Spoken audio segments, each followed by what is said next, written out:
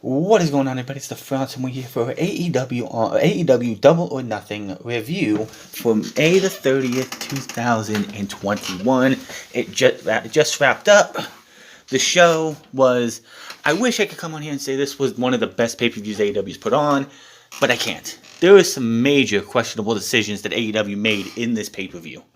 From pretty much killing your women's division with putting it on the worst woman in your women's division, to Cody once again putting himself over, and the fact, and just the way the show felt, because Cody versus Anthony Ogogo, which was like midway through this show, killed the vibe for this show, and the show just felt off from there. And I feel bad for Miro and Lance Archer because their match came after Cody versus Anthony Ogogo. And it just felt like the crowd didn't care. I feel bad for them. I absolutely do. But we'll talk about all that after we talk about the show tonight, which started off with the NWA Women's World Championship on the kickoff show. And usually, kickoff shows are an hour. If you're WWE, like a WWE watcher or anything, they talk for an hour, like 45 minutes. Put on a match that will last about maybe 10 minutes, talk for another 5 minutes, and then we go to the pay-per-view. Not here. The show started at 7:30. You got a preview for 2 matches, which I don't really like.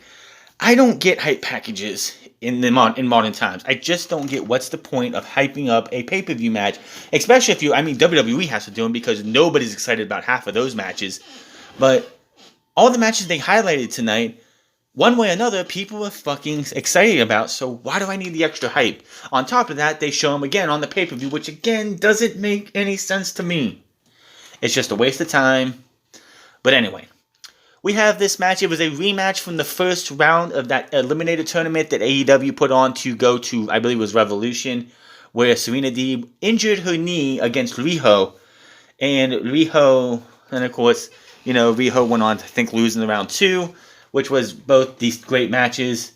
But this show, it just showed, the first thing we have to say is that it looks like but Riho is now living in the United States. This is her main base of operations, which is good for AEW. And which is, why did they put, when they put the women's title on her, that looked bad, not just because of who she is, but the fact that she was living in Japan, so she was gone for months on end, nowhere to be found, and then she would just show up, have a match or 2, win until she lost, of course, to Nyla Rose. But now that she's back and she's living in the United States, that's definitely going to be good for them, because one, it's just with Riho, it's really hard because she can be a great seller. She's not trying to be disrespectful here, but she's like a Marco Stunt type character with just the size and how small she is. She can take an ass kicking, make the opponent look so good, and that's what you need in this wrestling world, is people who can put on a good match and can make the other champion, especially with the champion that they have in the women's division now. We'll talk about that in a bit.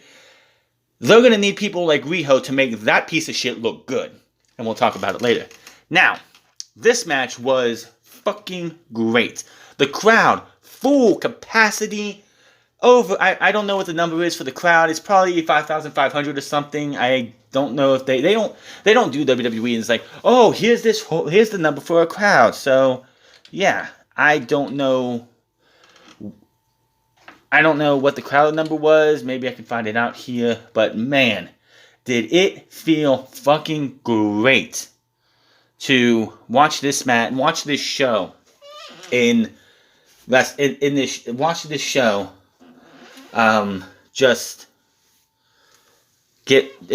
show was just great because of how it was booked. It was great. And this match, Riho coming out, the big smile she has, the crowd's still hot for Riho, which is good. They do need people to be over for Riho to be over. So, Deeb comes out, she's over too. She's playing up to the crowd immediately. So, they have a few minutes in this match. Riho goes for a handshake, and Deeb is sneaking over and just slaps Riho across the face.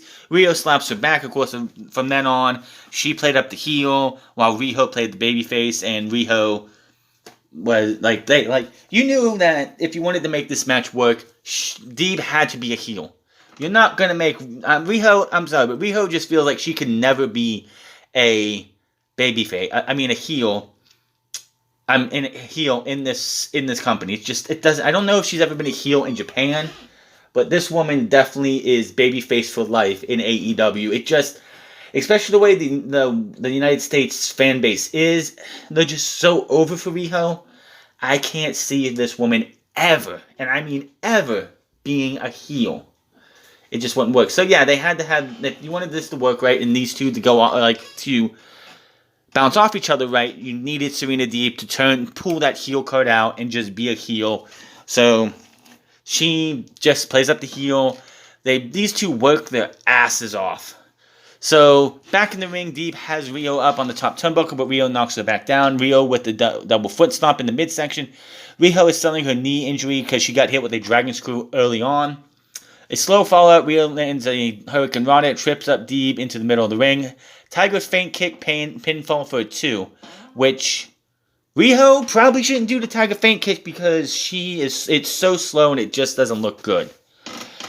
Riho reverses a Northern Light suplex for a 2. Deeb takes a kick and is hanging over the middle rope. Double foot stomp by Riho, but Riho misses. Dragon screw leg whip on Riho. Deeb with a twisting neckbreaker cover for a 2. High stack powerbomb on Riho, but it gets a 2 count. Riho puts Deeb down, hits a diving foot stomp on Deeb's back. Riho running in and Deeb with a single leg crab on the challenger. Riho looks she got a cut on her mouth, so she was bleeding a little bit, but is able to get the ropes for the break for the hold. Deeb with an inverted dragon screw leg whip. She actually took both her legs and did a dragon screw at the same time, which Excalibur said, and I say too, never seen anybody do that. Looks for the finish. Riho slips under for a tricky pan. Deeb for a 2. Deeb trips up Riho, slams her knee onto the canvas, puts her in the Serenity Lock, yanks that, and doing moves like a submission works so well on Riho because she's so flexible that you can yank that leg back and look like you're bending her in half the wrong way. So you get that extra bit of pressure on her, and eventually she does tap out. Serena Deeb wins. Hell of a match between these two. I'm gonna admit, I've already said that I wasn't a big fan of Riho with her championship reign. She should not have been the first champion. I honestly think Shida should have been the first AEW Women's Champion because she was more reliable. She's been here almost every single week that they have her on TV, which I don't know what it is, but ever since Riho was champion, AEW has booked their women's champion to be disappearing for a while. I mean, yes, when Nyla Rose won the championship, the scamdemic happened, so you can excuse that, but there is no excuse for how they treated Shida as women's champion. We'll talk about more of that later. Taz joins commentary. Jim Ross comes out because he doesn't do pre-shows. He's too good for pre-shows. Paige versus Cage, one-on-one. This was really good. Big cowboy shit chant from the crowd. Paige, of course, is over like Rover. And honestly, All Out is a long way away. But if everything plays its cards right after tonight, I think Hangman Adam Page is going to be the man to take the championship off of Kenny Omega at All Out. Spoilers for later, and we'll talk about that Triple Threat World Title match because it was good until the ending. So, crowd is just so loud. The crowd is into this show, into this match. Biggest takeaway from this match was that we got an F5 by Brian Cage off the middle rope. Then, for some reason, he decides, I'm going to go for a buckshot. I don't think he's ever done a flip over the ropes like Adam Page does because he flips over, stutters for a second, and gets caught and put into his own and gets hit with an F5. Holy shit, that was cool. Buckle bomb Page with a jackknife pin. Cage 2. This gets lariat, spinning Liger bomb. Ricky Starks comes out. Hooks comes out. Hook with the distraction. Stark takes the title and throws it into Cage. Cage throws it back out and says, I've already said he didn't want help. Cage turns around. Page throws out to the apron. Cage works at Hook.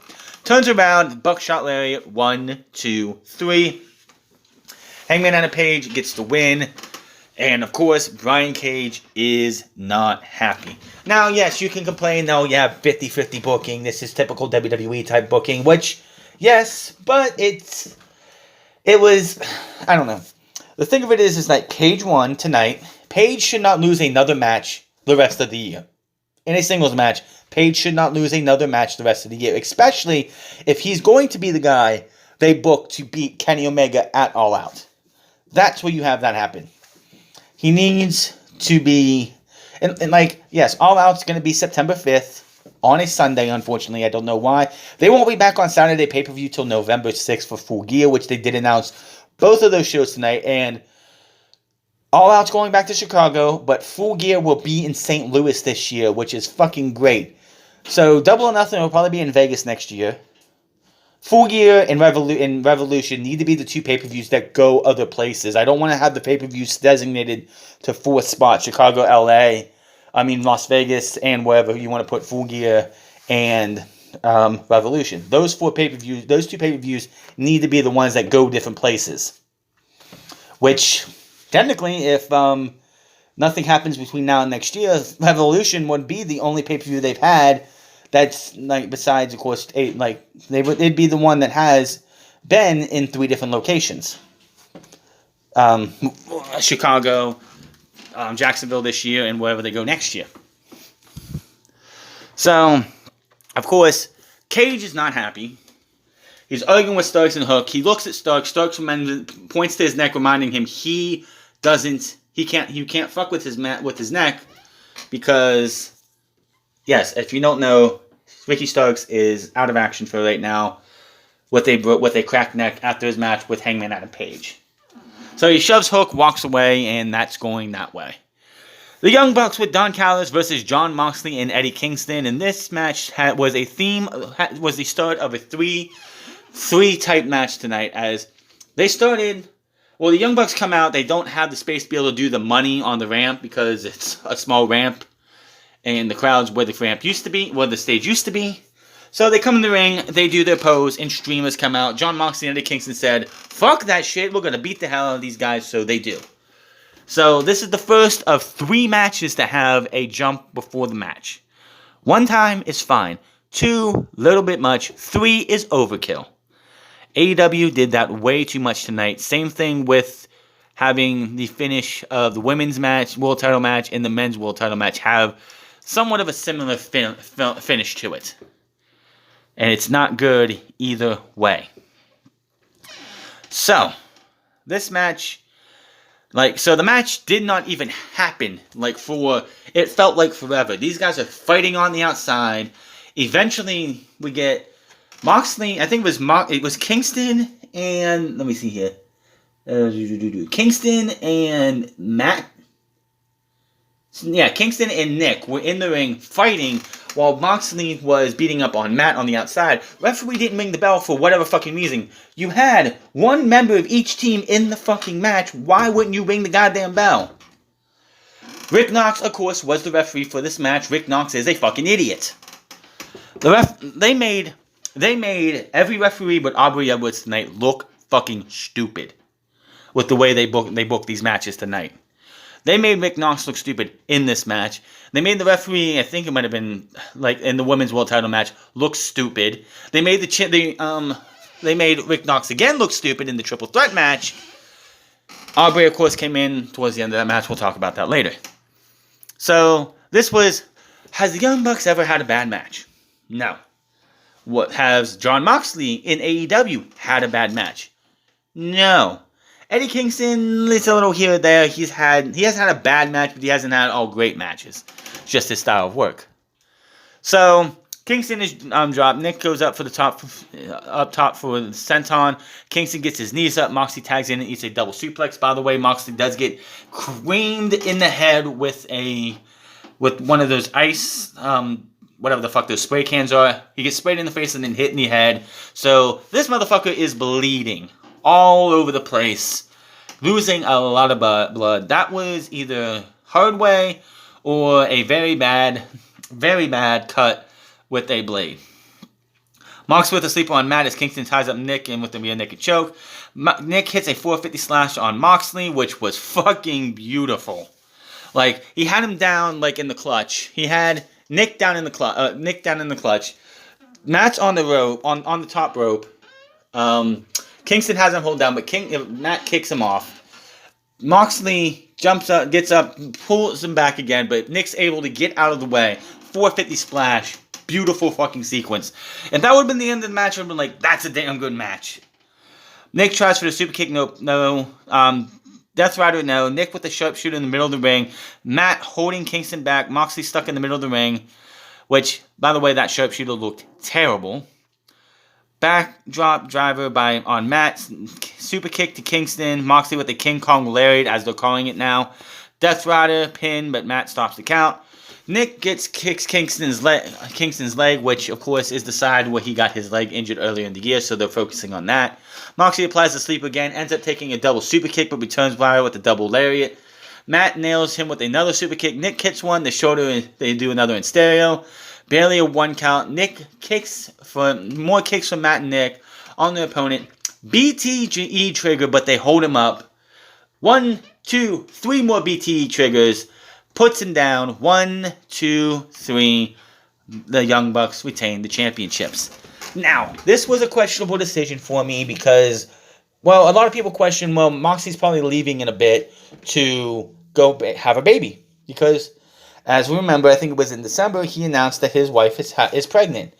Was it November, maybe? So, he's got at least another 2 months before he's going to go away, and I don't think he's going to go away for that long. I don't know. Seth Rollins was gone for about, a month? Maybe 2? He came back at the Royal Rumble, and then he was disappeared for a bit. But, yeah. Who knows? That's the only reason I can think why they didn't give Moxley the Tag Team Championships with Eddie Kingston, because Moxley's leaving here soon. So, yeah. That'll be... It's just... I like the fact... And there was a point in this match where Carl Anderson came out. He was, bitching a fit. Don Callus tried to sneak up, and Eddie Kingston took him out. All of a sudden, out of nowhere, came Kaz to beat the shit out of Carl Anderson, sending him to the back because, Carl Anderson, because Kaz said that he's got a hit. He's going to be a vigilante, and he's going to be out. He's got a hit out on these guys. He's going to take each and every one of them out. Then we move on to Paul White coming out for commentary as we have the Casino Battle Royal. The winner gets a future AEW World Title match. Christian Cage, Matt Sydal, Powerhouse Hobbs, Dustin Rhodes, and Max Caster enter the match first. Max Caster does his usual rap, ripping on most of the people. He didn't rip Hobbs, which was a smart idea because the guy would have been dead the second he got in the ring. And with the fact that he did this rap and went on these guys, I figured, he's going to be out first. No, Matt Sydal was actually out first. He was out second. So... we don't have another elimination till the Diamonds come out because the clubs are first. The Diamonds come out and it's Matt Hardy and Isaiah Cassidy who stick at the brand because they want to attack 10 Preston Vance, who comes out.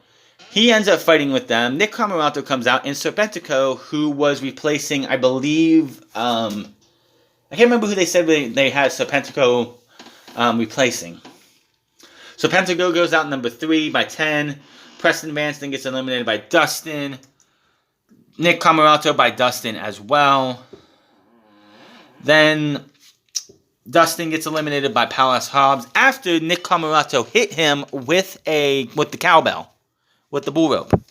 He had the cowbell with him. He got hit. That allowed him to get eliminated. Then the Hearts come out, which are Brian Pillman Jr., Griff Garrison, Colt Cabana, Anthony Bowens, and Penta El Miedo, who dressed like the Joker. So apparently him and Rey Mysterio have been in contact with how to dress up and do costumed based off of other things for big events. So then Colt Cabana gets eliminated. Anthony Bowens after him. Griff Garrison after him. Brian Pillman Jr. by Mark Quinn and Isaiah Cassidy. And then, let's see here. Well, somewhere in between this, Powerhouse Hobbs ended up on the outside after eating a kill switch. He played dead for a bit. Then you had the Spades, which were Mark Quinn, Jungle Boy, Aaron Solo, Evil Uno and Lee Johnson. Aaron Solo didn't last very long as Lee Johnson eliminated him. Lee Johnson then got eliminated by Matt Hardy. Evil Uno eliminated by Penta El Miedo. Penta El Miedo by Jungle Boy. And then we had Powerhouse Hobbs got eliminated by Christian. And then, let's see here, 15. Oh, and then we had our Joker. Who could the Joker be? People were thinking Bryan Danielson. People thought Andrade. Sami Callihan tonight put out a teaser. Maybe it was going to be him. No, it was Lio Rush. And Lio Rush was so powerful with his entrance that it caused my viewing to get a hiccup. So I missed his entire time because he was eliminated in no time. What was the point of that? So when I got back, it was down to Matt Hardy, Isaiah Cassidy, Mark Quinn, Christian Cage. I believe it was Christian Cage, right? Christian Cage. Yeah, Christian Cage and Jungle Boy. Okay. So it came down to those 5. And Isaiah Cassidy and Mark Quinn both got eliminated thanks to Jungle Boy and Christian Cage. Came down to Matt Hardy, Christian Cage, and Jungle Boy. Matt Hardy goes over to Christian Cage and is like, hey man, I know you, you know me, we've been doing this thing for years. We need to take out the young bull and it comes down to me and you. Christian, of course, is feigning that, yeah, I'm going to help you, no problem. Throws him out. It's down to Jungle Boy and Christian Cage. And I'm sitting here like, oh my God, I called for I figured Christian Cage was going to be in the final 4. I didn't think he was going to be down to the final 2. But they have themselves a little bit of a scuffle, mini match. They go to the apron, and I'm like, oh God, don't do this stupid fucking booking where they fight, somebody gets hit, and they both get hit, and one falls down for the other one to win the match. They didn't do that. Jungle Boy actually got thrown to the post, swings around. Christian gets back inside, runs over to get Jungle Boy. Jungle Boy in between the ropes, hits him in the gut, lifts him over, and Jungle Boy gets the win and the championship shot. Luchasaurus and Marco Stunt come in to celebrate with Jungle Boy. Jungle Boy is happy. The crowd is losing it with this guy. And then we see Christian back in the ring still. Christian's still in the ring. Jungle Boy, who is on Luchasaurus' shoulders, turns around after he gets down. Christian saying some words to him, telling him it's his time, giving him the full endorsement. Now, I don't think anybody would disagree with this, but getting the thumbs up from Christian should be a big deal, should it not? So he gets the thumbs up from Christian. They hug. That is that. So great moment for Jungle Boy. Then I'm so glad we had a full crowd to be able to do this, because this was a moment. This was one of the big moments of the night. Jungle Boy getting a championship match by winning this Battle Royal. Was the Battle Royal great? No. There was so many messy, sloppy spots in this. But the final sequence between Jungle Boy and Christian made up for it.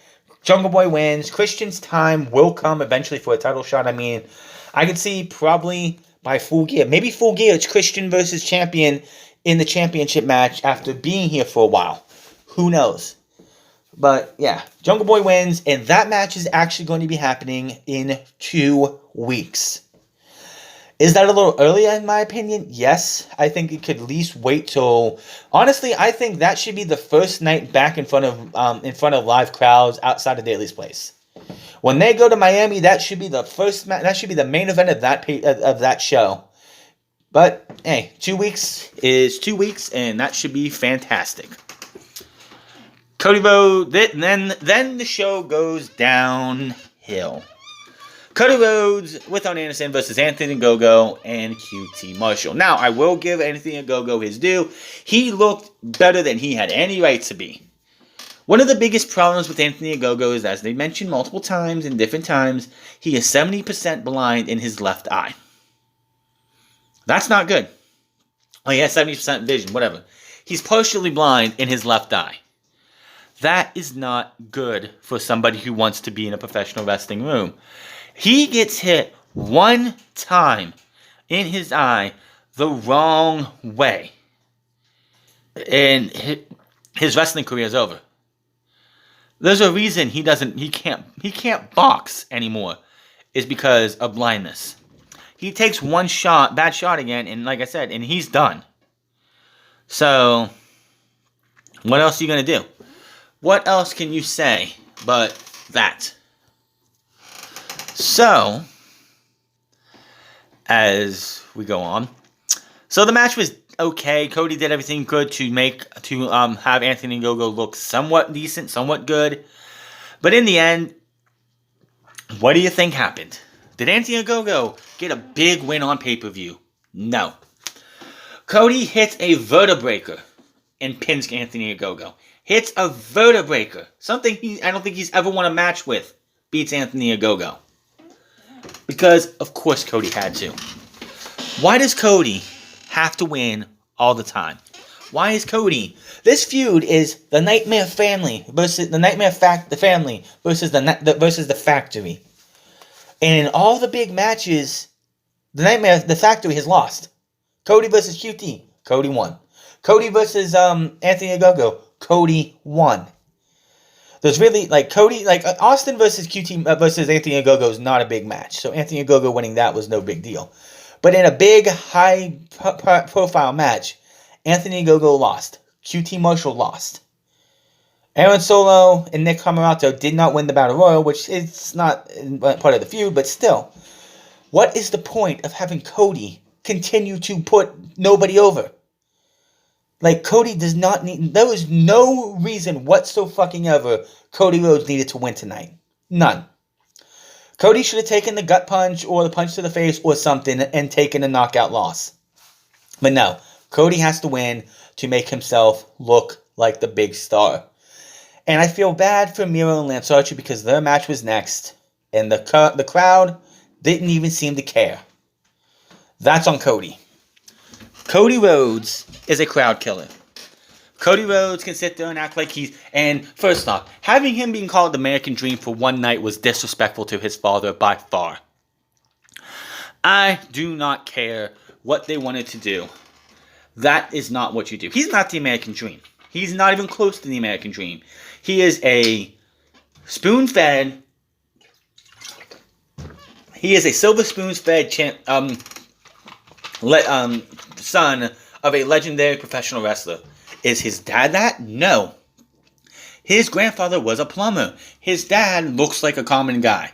Cody Rhodes can sit there and be the American Dream for one night and it doesn't do anything. It was kind of, in my opinion, disrespectful to that name.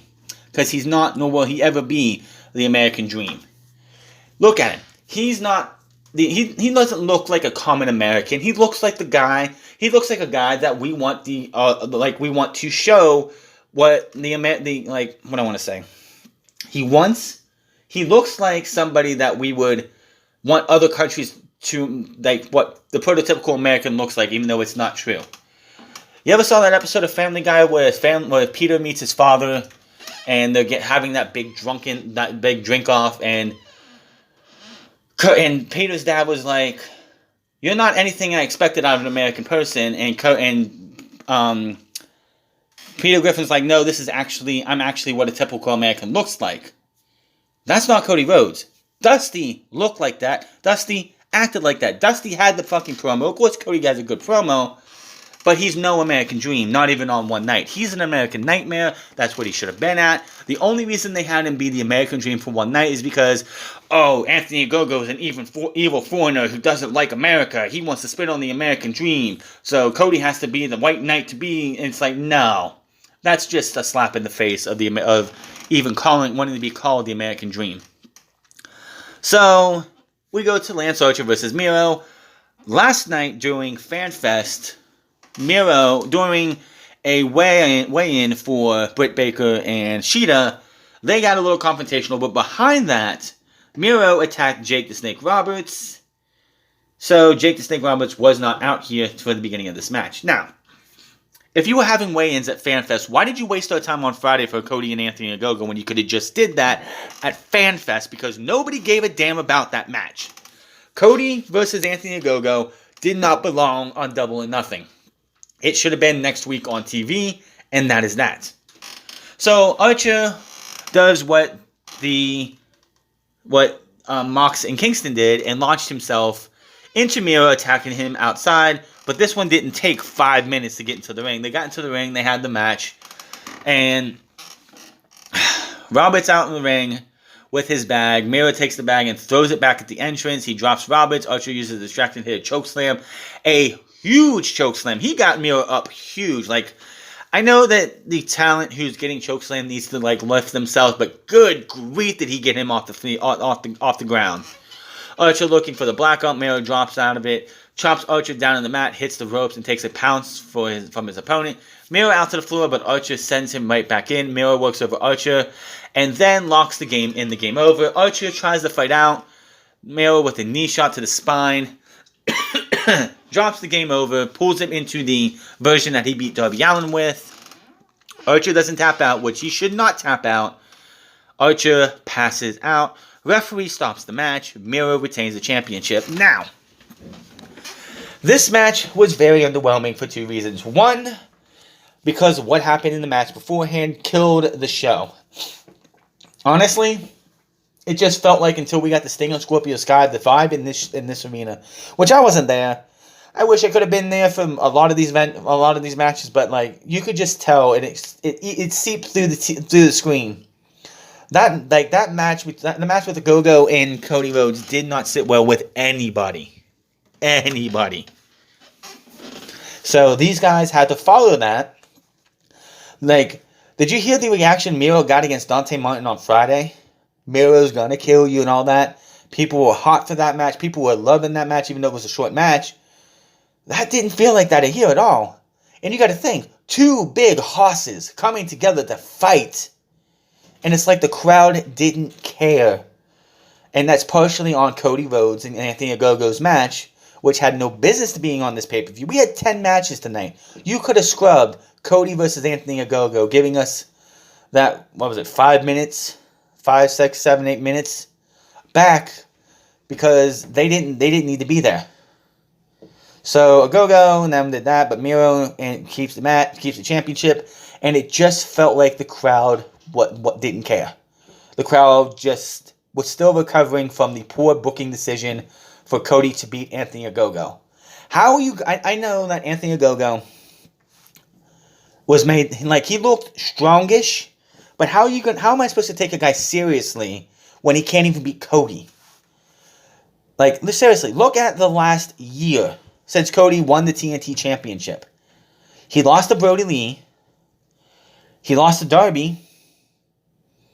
And I think that's pretty much it. Cody doesn't lose often, and I don't understand why. So you have this match happen after Cody wins another match that makes no sense why he's winning, only for these guys who want to go out there and give a match that people were interested about because it's two big horses that people fucking love, go out there and get sacrificed because Cody had to beat Anthony Ogogo. It just made no sense, and I feel bad for these two because they got put in a very bad position. So we move on to the worst women's match in AEW history, Hikaru Shida versus Britt Baker. And yes, this was the worst women's match in AEW history. First off, I know Dave Meltzer and Brian Alvarez talked about the AEW doesn't want to do DQs. They don't want to do DQs. They don't want to do countouts because that's just their thing. They don't want to do those and ruin a match. But when it was so fucking obvious and blatant in the referee's viewpoint, not once but twice, you really bury your referees. Now, having the match. Granted, the match was actually not that bad because Shida was doing everything she could. Hell, the match starts out and the Faker can't even do convincing forearms to Shida. Like, what the hell was that? It's just, here's the thing. Being a champion means you are the absolute best, especially in professional wrestling. You are one of the absolute best in your divisions. But when you have a champion, or somebody you want to be champion, who can't even put on a good match on Dark or Dark Elevation, and you want to put the championship on that person, you got a problem. But of course, what did AEW do? They did the dumbest thing possible, and they gave it to Britt Baker. So, Sheeta has this match. She is like dominating Baker for the majority of this match. Of course, Rebel gets involved. She takes the crutch and was supposed to hit Sheeta. Sheeta moves. She hits Baker in front of the referee's fucking eyes. Sheeta hits a Falcon Arrow. That should have been fucking it. Rebel gets back on the apron. Referee throws her out. While he's doing that, Baker gets the championship, hits Sheeta with it, hits the shittiest fucking curb stomp on the championship, throws it away as the referee's turning back around. So that's DQ number 2. Goes for the lockjaw, gets it on eventually after Sheeta hits a jumping knee strike, which should have been, and a running kick to the face, which should have been the match. Baker goes for a crucifix. Baker finally gets the lockjaw on, and Sheeta taps out. And what was one of the worst finishes since Riho versus Chris Statlander in January of 2020. This was by far one of the worst women's matches I've seen. Sheeta tried her best to make this as best as she could, but the Faker is just so fucking awful, and she's now the women's champion. Watch her fucking fail as a women's champion, because she failed in this match. When I watch AEW Dark Elevation and the woman she's wrestling looks better in the end while Faker looks worse in the end, there's a problem. When she can't carry a fucking match, then why the fuck should I care about this women's championship? AEW has ruined the women's division. And what's going to piss me off the most is say she holds the title for 5 months. Say she holds the title for 5 months. Oh, she holds it to All Out and she loses it All Out. And between now and All Out, she's on the show every single fucking week or every few weeks. That's going to piss me off because Sheeta has held the championship for over a year and was hardly on TV. Why? Why has the two Joshi wrestlers who have held the championship barely be used? I can understand with Riho because Riho lived in Japan. She lives in the United States now. Sheeta moved to Jacksonville before the first episode of AEW on TV. So why was she not on TV? Why do we hardly see the AEW Women's Champion for the last year? I guarantee you can count how many times Sheeta was on TV. It was probably 20 times out of a 52-week year. That's unacceptable. So let me guess. This bitch is going to be on TV every single week gloating about being the women's champion. Oh, and Tony Schiavone, the biggest kiss ass in AEW, leaves commentary and gives her a nice big hug. The big fucking pussy cheerleader who sat there and cheered about her the entire fucking match. Tony, you're the babyface. You're not supposed to cheerlead for anybody, but you are cheerleading for your little girl, for your favorite women's wrestler in Britt Baker, who fucking sucks. That match was fucking awful, and this women's championship run is going to be fucking terrible. Then we move to Sting and Darby Allin versus Ethan Page and Scorpio Sky. This is when the crowd started to come back into it. It felt like, they started in the Britt Baker and Sheeta match. They felt like they were starting to come to and come back. But it was they didn't start picking up again until Sting and Darby came out. Now, Sting and Darby, they had this video package. Sting is driving a car. Darby is riding his skateboard. He catches up to the car, jumps in, gets into the second seat, the passenger seat. Sting looks over to him and says, "It's showtime." They make their entrances. Darby's got this. It's not completely white. It was skin. It was tan face paint with the Sting lines through it, which looked pretty cool. So here's match number 3, where we have an attack before the bell rings. 1, 2, 3 times is over fucking kill. So Scorpio Sky gets Sting up on the ramp. Hits a suplex on this guy, which 5 years ago or 6 years ago, I don't think anybody would have, people would have cringed because of his neck injury, his neck problems. Sting gets back up. Scorpio's on the poker chips. He's just, I did it. I put this guy out. Sting walks up behind him, shoves him off, does a cross body onto both of these guys. which I forgot to mention. The only positive thing that happened in the Sheeta Baker match was AEW booked a spot. You know how you have a match where multiple people are around, they all have to stand there and watch for the person who's up on the turnbuckle jump down and do the splash or something. They actually booked that spot, but they booked it right. Because Sheeta did a running knee to Baker. So Baker, last year they wrestled a match and Sheeta broke her nose. Rebel comes over and is checking on Baker, allowing Sheeta to go up, but they don't turn to catch her until she's about halfway down. That's how the spot needs to be booked. Not everybody's looking and waiting for the person to jump down. That's what needed to happen there. They did the same thing sort of here because Sting jumped, he pushed him down and immediately jumped off, so they didn't have time to just wait around and wait for Sting. Sting actually took his shirt off and got a huge fucking pop just for removing his shirt. That was definitely crazy, just the fact that this guy who's in his 50s just does a splash, then takes his fucking shirt off and everyone's going crazy. 2021 for you, man. 2021. Darby, of course, is over with the crowd. This is Darby Allin. Darby Allin, the one thing that's going to be interesting for AEW now is because Darby Allin was a ratings draw as a TNT champion. So, him not being TNT champion anymore, not being in the main event almost every single week, how's that going to hurt AEW? Because you needed to get the title off of him, especially when you wanted to do this tag team match. But, that's going to be the biggest head scratcher for AEW is, the weeks that Darby's not on TV because he's a draw. He is a draw. He's over. And I'm going to say this now. Jungle Boy, Darby Allin, and Orange Cassidy needed crowds to come back. Darby was over with the maybe 1,000, maybe 800 they had there on a weekly basis. But, man, the difference it is when you have 5,000 or more in an arena cheering for this guy.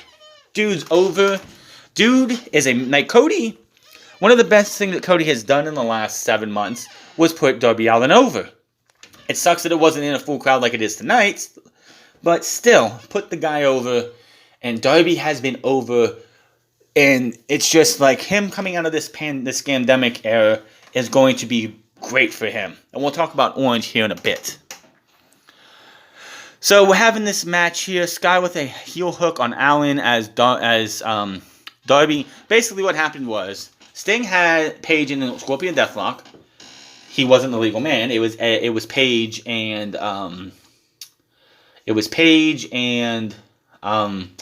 Darby. Darby then puts in the Fujiwara armbar, and of course Allin puts the Fujiwara armbar, so Aubrey Edwards goes over and starts checking to see if he wants to tap. Sky comes up with the heel hook. Paige and Sky start slapping the shit out of each other while this is happening. Then they start gouging each other's eyes out. Arby's had enough. Pushes Sting off. Pushes the Sky off. Tells them to get the fuck out. Sky throws in some low kicks after he tags in. Sting isn't bothered by that after he tags in, of course. Stinger splash. Pool is empty. Sky looks for a slingshot cutter. Sting is holding the ropes and he's like, not today, motherfucker. Scorpion Death Drop 1, 2, 3. Sting and Darby Allin get the win. Now, I'm fine with Sting and them getting the win, but why the fuck is Sting getting the pinfall? Darby Allin is the guy who should be getting the pins here. Darby, Sky, I don't get why they put these guys together. I don't get why they put Sky and Paige together. Ethan Page made his debut, of course, at Revolution in the same match that Scorpio Sky won, the Face of the Revolution. And you built this guy up to eventually win that match and be a single star. And then, all of a sudden, you just threw him and Ethan Page together. Why?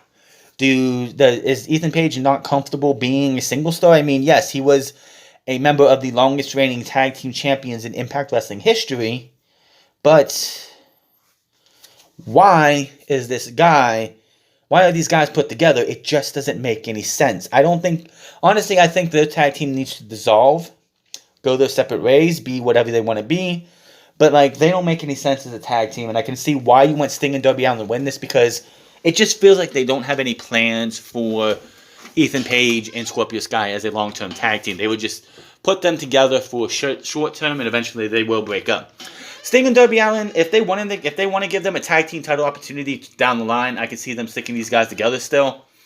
But Sting and Darby win. Sting got the pin. Sting, my God, he looked good. He even hit a code red in this match. I don't think I've ever seen Sting do anything like that. But yeah, Sting, I'm going to be honest, I thought Darby was going to take majority of this match. Just because of Sting's age and the fact that they want to protect Sting, I thought Sting was going to take, Darby was going to take a majority of this match, take the beating or whatever else. But, yeah. And then we move on to the main event, one of the co-main events. Don Callus has got Kenny Omega with Pac versus Orange Cassidy, AEW World Championship. And honestly, this was a hell of a match up until the finish. Because Pac had Cassidy in the Brutalizer.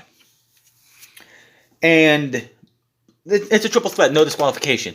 No DQ, you can do whatever the fuck you want. You could bring in the kitchen sink, you can bring in a cane, you can bring in a drill, you can bring in whatever the fuck you want. Maybe 4 titles. Maybe use 4 titles to keep your championship. So, Orange Cassidy looked awesome in this match, by the way. Orange Cassidy looked great. Pac looked great. Kenny always looks good. We got a fuck you Don chant, which was funny. Cassidy then gets, the Brutalizer is on Cassidy. And Kenny Omega comes in. He starts hitting Pac. Pac is not relenting. He hits him a couple more times. Pac is not relenting. He's still got this Brutalizer on. Omega then, out of fucking nowhere, decides, I'm going to axe handle the referee. Why? It's a no disqualification match. Then he decides he's going to get all 4 of his championships. He's going to continue to brutalize Pac with all of them. Hits him with one, hits him with the other one, hits him with another one, hits him with the AEW title. Then Omega holds up the title, eats an orange punch. Cassidy climbs over, Aubrey runs down. 1, 2, Omega kicks out, pulls him into a crucifix. 1, 2, 3. What the hell was that? What the hell was that? That was absolutely the dumbest finish to this match. They really couldn't think of anything better. Yes, of course, Kenny Omega was going to pin Orange Cassidy as far as I know. And I guess it's better than having Orange get hit with the Black Arrow, Pac getting thrown out of the ring, and get pinned in a WWE type manner. But this is no better. He beats up Pac with 4 championships, gloats with the AEW World Championship, and then eats an orange punch, and then wins with the crucifix. Who booked this? Just so many questionable decisions by AEW tonight. Why did Cody win? Why did this match book this way? Why would you fuck up Sheeta's title reign this way by having her lose the way she did? Why would you have 3 matches with the same start where somebody jumps somebody before the match? So many fucking questionable decisions. I don't know what they were thinking tonight. Is this the worst pay-per-view in AEW history? Hell no, that's still All Out last year. It's going to be a while, I think, before AEW has a bad pay-per-view like All Out 2020. Because that pay-per-view was terrible. But this was no better. This was a bad end. Up until the attack on the referee, this was a very good fucking triple threat match. And honestly, I'm not a big fan of triple threat matches that don't have a elimination style on it. I'm not a big fan of it. I'm not a big fan of triple threat matches, especially triple threat title matches, because you could do a lot better. If you have the elimination, at least the champion loses, and it makes sense. But this made no sense. Why kill the ref? I could understand if it was there was a DQ in the match, but why would you attack the ref? What's the ref going to do if you bring the titles in and start beating up on these two with them? Nothing. He'll sit there and scold you, but he can't do a damn thing. So why do you need to knock him out to throw all the titles in there and beat Pac up with all of them? You couldn't hit a one-wing angel on him, have the orange punch hit by Cassidy. Cassidy goes to pin you. You put him in the crucifix, 1, 2, 3. That would have been a better way than this bullshit. What the hell were they thinking? So, before we get to the main event, Mark Henry was announced as the new coach and the analyst for Rampage. So, one half of the commentary team for Rampage has been announced. People are hoping Mauro Ranallo will be the play-by-play guy. I don't know. We'll see. But Mark Henry, the world's strongest man, sent to AEW via Randy Orton, which someone made that joke tonight because last year in March, Randy Orton beat the hell out of Matt Hardy, not once but twice. He's in AEW. Like during the scamdemic, Christian got kicked in the head by Randy Orton. He's now in AEW. Big Show was beat up and humiliated by Randy Orton. He's now in AEW. Mark Henry was humiliated by Randy Orton. He's now in AEW. So Randy Orton is just sending these legends all to AEW. Now people can complain, oh, he's a former wrestler, he's a former WWE guy. But he's not coming to be a wrestler. He's coming to be an analyst on a show. Who the fuck do you want them to get? Matt Striker? Matt Striker is formerly from WWE. D'Lo Brown? D'Lo Brown's formerly from WWE at one time or another. Who cares if he's from WWE? He's not a wrestler, as far as I know. He's only going to be here as an analyst for Rampage. So we'll see him starting August 13th for an hour on Friday nights, once live the Saturday before or the Friday before a pay-per-view, All Out, and of course the next one. So then we move to Stadium Stampede. Will the Inner Circle break up? Or will the Inner Circle be live and in charge going into Friday's show? So, the Pinnacle supposedly show up in a limo. We have a limo show up, and MJF gets out. And I thought that was it. And I thought, oh, well, they're going to... No.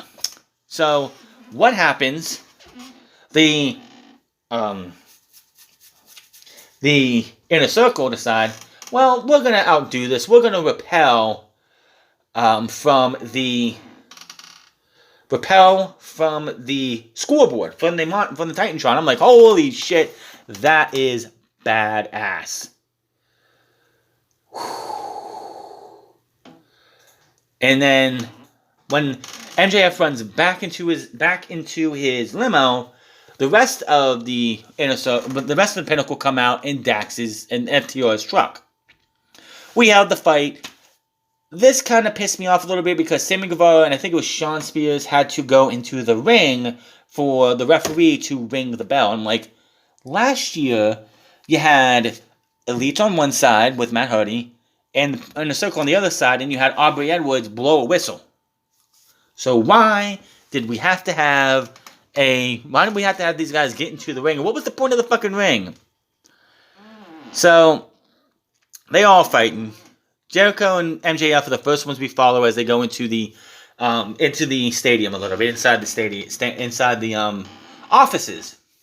Jericho grabs a megaphone after getting hot coffee thrown on him. We got a little homage to the empty arena with Mankind and The Rock because MJF gets a phone, he's hitting him, and he talks on the phone. He's like, I'm sorry, Jericho can't come to the phone because he's getting his teeth punched in.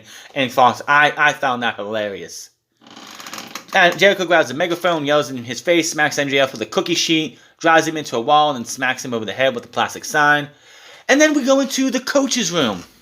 Urban Meyer is here. For whatever fucking reason, on a Sunday night, Urban Meyer is in Jaguar Stadium while MJF and them are fighting. His assistant coach, the name escapes me, throws Jericho some balls, so he throws them at MJF.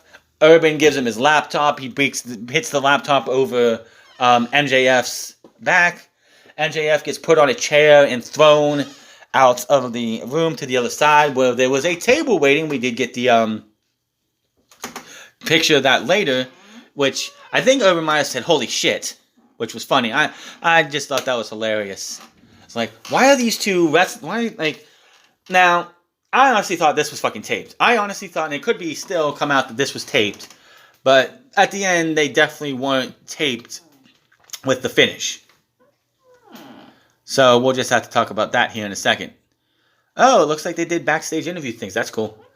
So we go to Wardlow and Hager. They're battling each other. What looks like a food area. They fight inside a freezer where we see a pig cut down the middle, swinging on two different sides. And I did not need to see that on my Sunday night. Thank you very much. So they fight some. Hager gets speared through a obvious broken wall. A obviously cardboard wall, which I fucking hate that. This is 2021. Can we not get a more convincing wall to break people through? Ugh.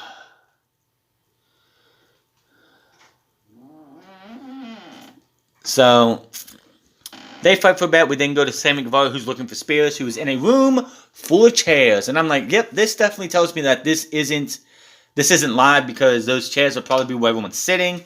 Spears throws a chair at him, and they start battling around the room. Guevara leaps off one of and punches Spears. Sammy ends up getting kicked to the face through. Spears sees a bunch of weapons, thinks about taking the bolt cutters. It goes with the trusty chair. Guevara runs in and hits a dropkick. Guevara tries to attack, but eats a ladder, which looked nasty. Spears then grabs some handcuffs. He locks Sammy up and leaves, but Guevara sees the bolt cutters near him. Santana Ortiz, then we go to the club.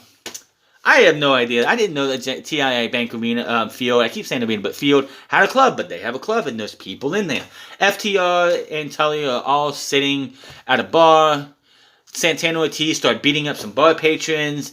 All four men get to a table. Tully grabs 4 glasses, gives them all that. They all take a shot.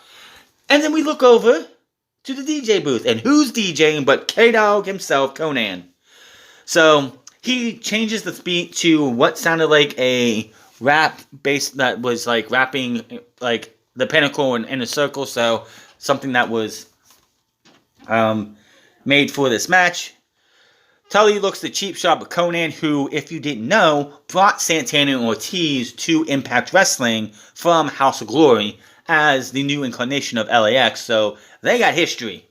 He stops Tully from hitting them, but he ends up getting hit with a piece of wood, more brawling, using weapons of all kinds. Wilder and Ortiz are throwing bottles at each other. Santana and Wilder end up fighting into an elevator, and that is the last time we see them. Back to, which, by the way, this bar fight was way cooler and a lot better, in my opinion, than the one we got with Hager and Hangman last year. So, back when Wardlow and Hager battling with Hager chokeslamming Wardlow through some wood. Back to Jericho and MJF, and we are in Shad's area. We are in Shad's office area. It was funny because they're fighting for a bit. MJF goes to punch Jericho, but ends up punching a cardboard cutout of Shadi Khan, which I don't know why you have one for yourself. That seems a little egotistical. Jericho then says, "You're in trouble," and smashes him with it.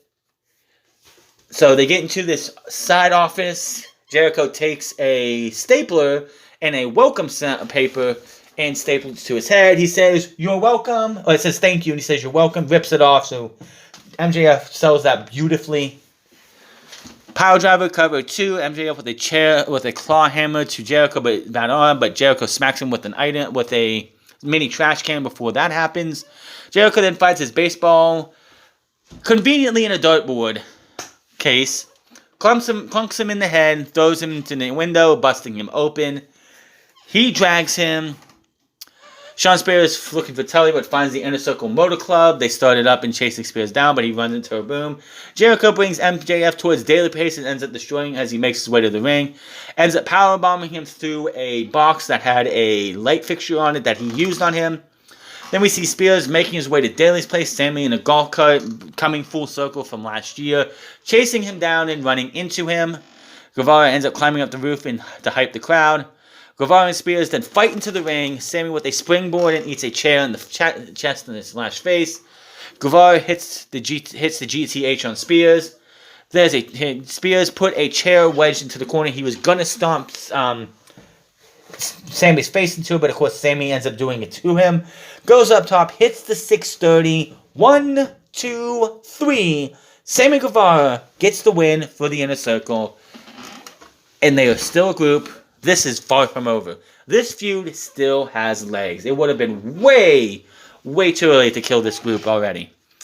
I mean, yes, they've been around for almost 2 years, but I see this having a better conclusion at All Out.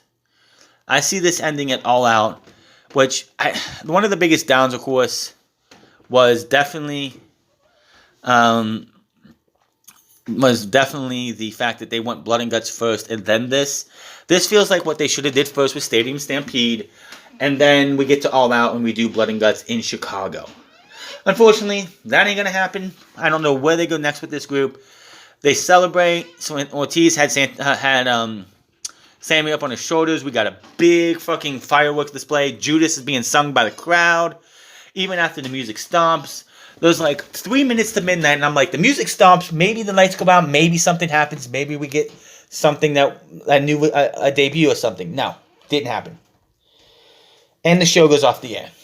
So yes, AEW, it was a good, I can't say it was a bad pay-per-view because you had some really good wrestling. This one was definitely nothing like last year's, for sure. This one I think was absolutely completely live. I could be wrong.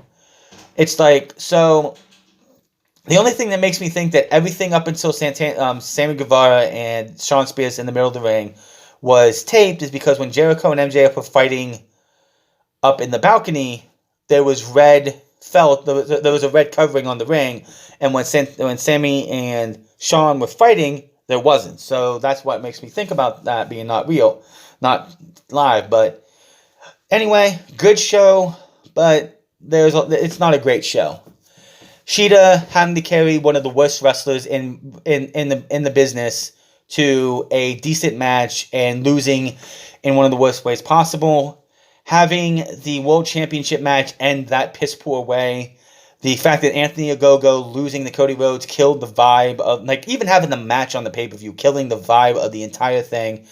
Hurting Miro and Lance Archer. If you would have took Cody and Anthony Ogogo away, which only was, what was it? It was 10 minutes. You take that 10 minutes away and give that to Miro and Lance Archer and let them beat the living shit out of each other, that match would have been much better.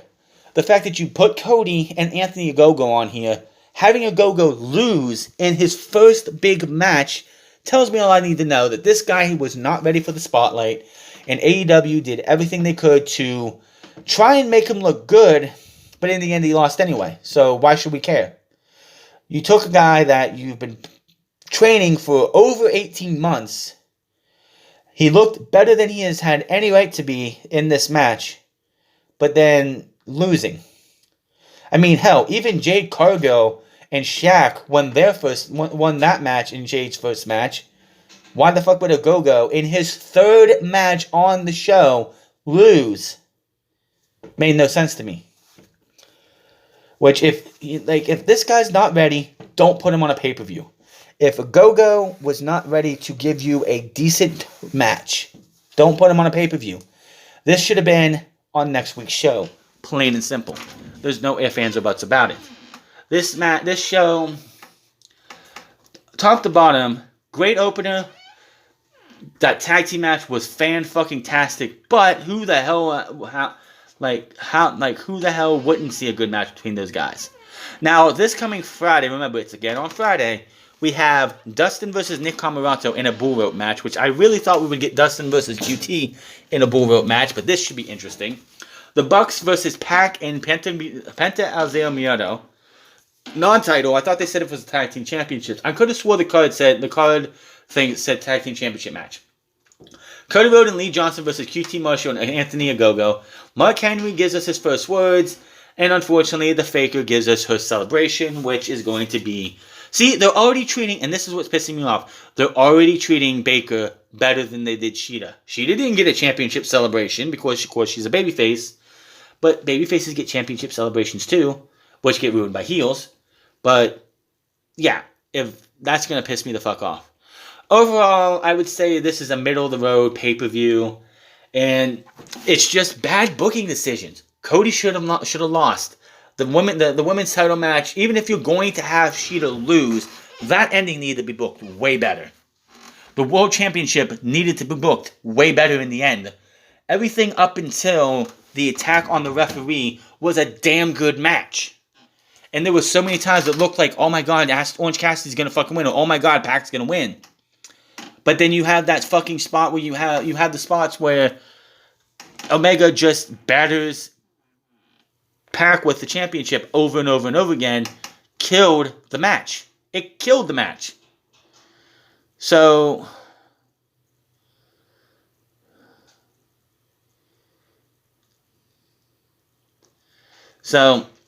that is your AEW or Double or Nothing review. Hit that subscribe button, comment down below, like or dislike this video. Find me on Minds at the France Club. Find me on twitch.tv/The France Club. And find me on Instagram at The France Club. And I will see you guys, unfortunately, for tomorrow, where we have to deal with another episode of Monday Night Rematch. Until then, my name is The France, and I'll see you guys later.